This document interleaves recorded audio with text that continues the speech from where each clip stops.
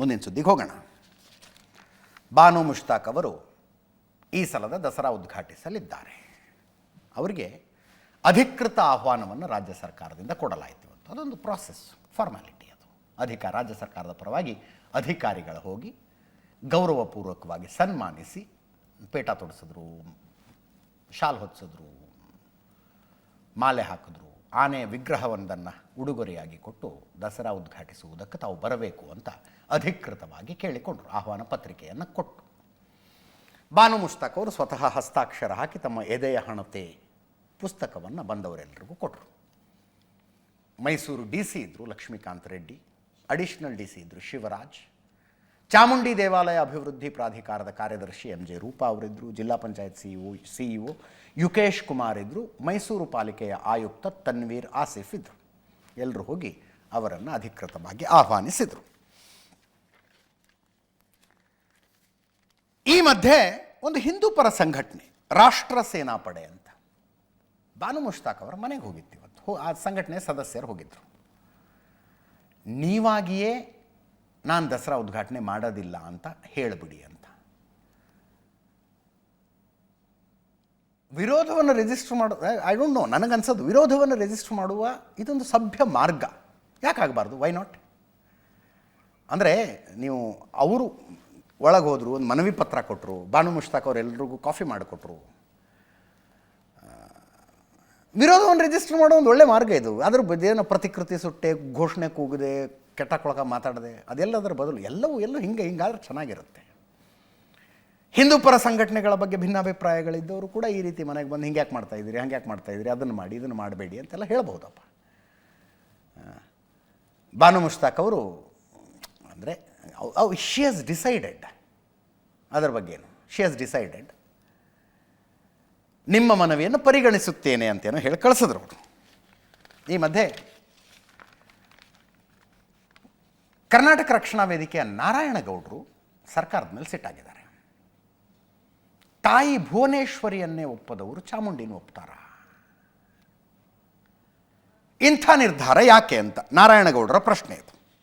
ಭುವನೇಶ್ವರಿ ತಾಯಿಯ ಬಗ್ಗೆ ಬಾನು ಮುಷ್ತಾಕ್ ಅವರು ಮಾತಾಡಿದ್ದು ಸರಿಯಲ್ಲ, ಕನ್ನಡಿಗರ ಮನಸ್ಸಿಗೆ ಘಾಸಿ ಮಾಡಿದ್ರಿ ನೀವು.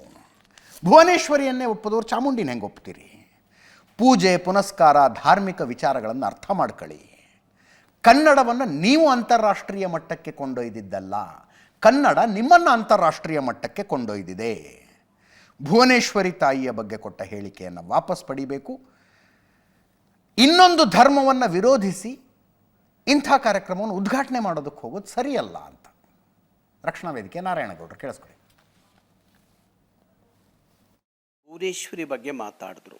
ಭುವನೇಶ್ವರಿಗೆ ಅರಿಶಿಣ ಕುಂಕುಮ ಹಚ್ಚಿ ಪೀಠದ ಮೇಲೆ ಕೂರಿಸಿ ಆರಾಧಿಸಿರೆ ನಾವೆಲ್ಲಿಂದ ಕನ್ನಡ ಮಾತಾಡೋಕ್ಕಾಗತ್ತೆ, ನಾವ್ಯಾಗ ಅದನ್ನು ಆರಾಧಿಸೋಕ್ಕಾಗತ್ತೆ ಅಂತ ಹೇಳಿ. ಮೊದಲನೆಯಾಗಿ ನೀವು ಆರಾಧಿಸಿ ಅಂತ ನಾವು ಹೇಳಿಲ್ಲ, ಅದನ್ನು ನೀವು ಚೆನ್ನಾಗಿ ಅರ್ಥ ಮಾಡ್ಕೊಳ್ಳಿ. ಆದರೆ ನೀವು ಭುವನೇಶ್ವರಿಯ ಬಗ್ಗೆ ಮಾತಾಡುವ ಮುಖಾಂತರ ಕನ್ನಡಿಗರ ಭಾವನೆಗಳಿಗೆ ಧಕ್ಕೆ ತರುವಂಥ ಮಾತುಗಳು ಆಡುವ ನಿಮಗೆ ನಾಳೆ ದಸರಾವನ್ನು ಉದ್ಘಾಟನೆ ಮಾಡಲಿಕ್ಕೆ ಹೋಗ್ತಿರಲ್ಲ, ಇಲ್ಲಿ ಭುವನೇಶ್ವರಿಯನ್ನು ವಿರೋಧ ಮಾಡೋರು ನೀವು, ಅಲ್ಲಿ ಚಾಮುಂಡಿಯನ್ನು ಒಪ್ಕೋತೀರಾ? ಹಾಗಾದರೆ ದಸರಾದ ಪ್ರಾರಂಭದ ಆರಾಧನೆ ಚಾಮುಂಡಿಯಿಂದ ಪ್ರಾರಂಭ ಆಗುವಾಗ ಅದನ್ನು ಹೇಗೆ ಒಪ್ಕೋತೀರಿ ನೀವು? ಅದನ್ನು ಹೇಗೆ ಆರಾಧಿಸ್ತೀರಿ ನೀವು? ಅದು ಹೇಗೆ ನೀವು ಅನುಸರಿಸ್ತೀರಿ ನೀವು? ಚಾಮುಂಡಿಯ ಮೈಸೂರಿನ ದಸರಾವನ್ನು ಉದ್ಘಾಟಿಸಲಿಕ್ಕೆ ಹೊರಟಿರುವಂಥ ನಿಮಗೆ ಚಾಮುಂಡಿಯ ಆರಾಧನೆಯ ವಿರೋಧ ಮಾಡೋದಾದರೆ ನೀವು ಉದ್ಘಾಟನೆ ಮಾಡಬೇಕಾ ಅನ್ನುವ ಪ್ರಶ್ನೆ ನನ್ನ ಪ್ರಶ್ನೆ. ಈ ಥರ ಭಾವನೆಗಳನ್ನು ಕೆರಳಿಸುವಂಥ ನಿಮ್ಮ ಮಾತುಗಳು ಅದು ಸರಿಯಲ್ಲ ಅಂತ ಅನ್ಕೋಬೇಕು. ಅದನ್ನು ವಾಪಸ್ ತಗೊಳ್ಳುವ ಮುಖಾಂತರ ನಿಮ್ಮ ದೊಡ್ಡತನವನ್ನು ಪ್ರದರ್ಶನ ಮಾಡಬೇಕು ಹೊರತು ನೀವು ಅಂತರಂಗದಲ್ಲಿ ಏನೋ ಇಟ್ಕೊಂಡು ಬಹಿರಂಗದಲ್ಲಿ ಹೋಗಿ ದಸರಾವನ್ನು ಉದ್ಘಾಟನೆ ಮಾಡಿದ್ರೆ ಅದು ಸರಿ ಅನ್ಸಲ್ಲ. ಅವರೆಲ್ಲೋ ಒಂದು ಕಡೆ 2 ವರ್ಷಗಳ ಹಿಂದೆ ಬಾನು ಮುಷ್ತಾಕ್ ಅವರು ತಾವು ಮಾಡಿದ್ದ ಭಾಷಣದ ಬಗ್ಗೆ ಇನ್ನೂ ತನಕ ಯಾವುದೇ ಸ್ಪಷ್ಟೀಕರಣವನ್ನು ಕೊಟ್ಟಿಲ್ಲ. ಹೇಳ್ಬೋದ್ರಿ, ಇಲ್ಲ ಆವಾಗ ನಂದೊಂದು ಆ ರೀತಿಯಾದಂಥ ಆಲೋಚನೆ ಇತ್ತಪ್ಪ, 2 ವರ್ಷ ಜೀವನಾನುಭವ ಆಗಿದೆ, ನನ್ನ ಆಲೋಚನೆಗಳು ಬದಲಾಗಿದ್ದಾವೆ ಅಂತ ಹೇಳ್ಬೋದು. ಇಲ್ಲ ನಾನು ಮಾತನಾಡಿದ್ದು ಕರೆಕ್ಟು, ನಾನು ಹುಟ್ಟಿರುವುದು ಇಸ್ಲಾಂ ಧರ್ಮದಲ್ಲಿ. ಇಸ್ಲಾಂ ಧರ್ಮ ಅಲ್ಲಾಹುವಿನ ಹೊರತಾಗಿ ಇನ್ಯಾವ ವಸ್ತುವಿಗೆ, ದೇವರಿಗೆ ನಮಸ್ಕರಿಸುವುದನ್ನು ಕೂಡ ಒಪ್ಪುವುದಿಲ್ಲ. ಒಂದೇ ಮಾತ್ರಮ್ಮೆ ಹಾಡೋದಿಲ್ಲ. ಹಂಗಿದ್ದ ಮೇಲೆ ಚಾಮುಂಡಿಗೆ ಅಥವಾ ಭುವನೇಶ್ವರಿಗೇನು ಹೂವು ಹಾಕಿ ನಮಸ್ಕಾರ ಮಾಡೋದು? ನಾನು ನನ್ನ ನಿಲುವಿಗೆ ಬದ್ಧರಾಗಿದ್ದೇನೆ. ಇದೊಂದು ನಾಡ ಹಬ್ಬ, ಇದು ಧಾರ್ಮಿಕ ಆಚರಣೆ ಅಂತ ನಾನು ಬಂದಿಲ್ಲ. ಈ ರೀತಿಯಾದ ಸ್ಪಷ್ಟೀಕರಣವನ್ನು ಕೊಡಬಹುದು. ಅವರು ದಸರಾ ಉದ್ಘಾಟನೆಯ ವೇದಿಕೆಯ ಮೇಲೆ ತಮ್ಮ ಭಾಷಣದಲ್ಲಿ ಆ ವಿಷಯವನ್ನು ಹೇಳಬಹುದು ಅನ್ನುವಂಥದ್ದು ನಿರೀಕ್ಷೆ ಇದೆ. ಎನಿವೇಸ್, ಅಂದರೆ ಅವ್ರನ್ನ ಎಚ್ಚರಿಸಬೇಕಾದದ್ದು, ನೋಡಿ, ನಿಮ್ಮ ಧಾರ್ಮಿಕ ಭಾವನೆಗೆ ಧಕ್ಕೆಯಾಗಬಹುದು, ಹುಷಾರು ಅಂತ ಹೇಳಬೇಕಾದಂಥದ್ದು ಸಮಾಜದ ಜವಾಬ್ದಾರಿ ಅದು. ಆ ಜವಾಬ್ದಾರಿಯನ್ನು ಸಮಾಜ ನಿರ್ವಹಿಸಬೇಕೇ ಹೊರತು ನೀವು ಮಾಡಿ. ಯಾಕಂದರೆ ಚಾಮುಂಡಿಗೆ ಬಂದು ಬಾನು ಮುಷ್ತಾಕ್ ಅವರು ಪುಷ್ಪಾರ್ಚನೆ ಮಾಡಿ ನಮಸ್ಕಾರ ಮಾಡಿದ್ರೆ ಚಾಮುಂಡಿಗೆ ಅಪಚಾರವಾಗುವುದಿಲ್ಲ. ತಾಯಿ ಚಾಮುಂಡೇಶ್ವರಿ ಅಥವಾ ಯಾವುದೇ ಹಿಂದೂ ದೇವತೆ ಫಾರ್ ದ್ಯಾಟ್ ಮ್ಯಾಟರ್, ನೀನು ನನ್ನಲ್ಲಿಗೆ ಬರೋದಕ್ಕಿಂತ ಮುಂಚೆ ನಮಾಜ್ ಮಾಡ್ಕೊಂಡು ಬಂದ್ಯಾ, ಯೇಸುವಿನ ಮುಂದೆ ಪ್ರೇಯರ್ ಮಾಡ್ಕೊಂಡು ಬಂದ್ಯಾ ಅಂತ ಕೇಳೋದಿಲ್ಲ. ಇಲ್ಲಿಂದ ಹೋದ ಮೇಲೆ ನೀನು ನಮಾಜ್ ಮಾಡ್ತೀಯಾ, ಯೇಸುವಿನ ಮುಂದೆ ಪ್ರೇಯರ್ ಮಾಡ್ತೀಯಾ ಅಂತ ಕೇಳೋದಿಲ್ಲ. ಆ ವಿಷಯದಲ್ಲಿ ಚಾಮುಂಡಿ ಅಥವಾ ದೇವಾನುದೇವತೆಗಳು ವಿಶಾಲ ಹೃದಯಗಳು. ಹಿಂದೂ ಪದ್ಧತಿ ಪ್ರಕಾರ ಅದನ್ನು ಕೇಳೋದಿಲ್ಲ.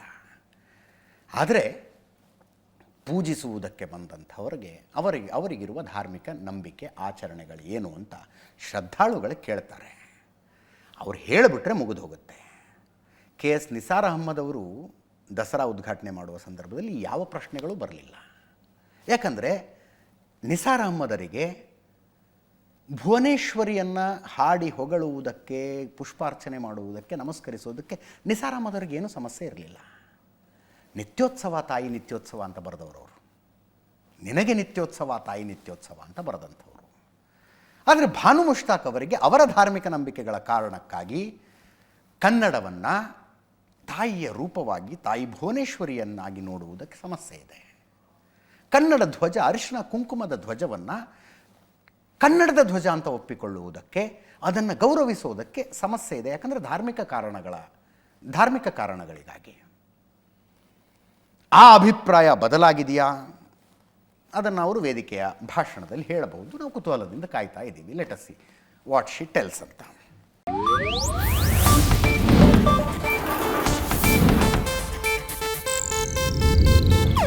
ಇದು ಏಷ್ಯಾನೆಟ್ ನ್ಯೂಸ್ ನೆಟ್ವರ್ಕ್ ಪ್ರಸ್ತುತಿ.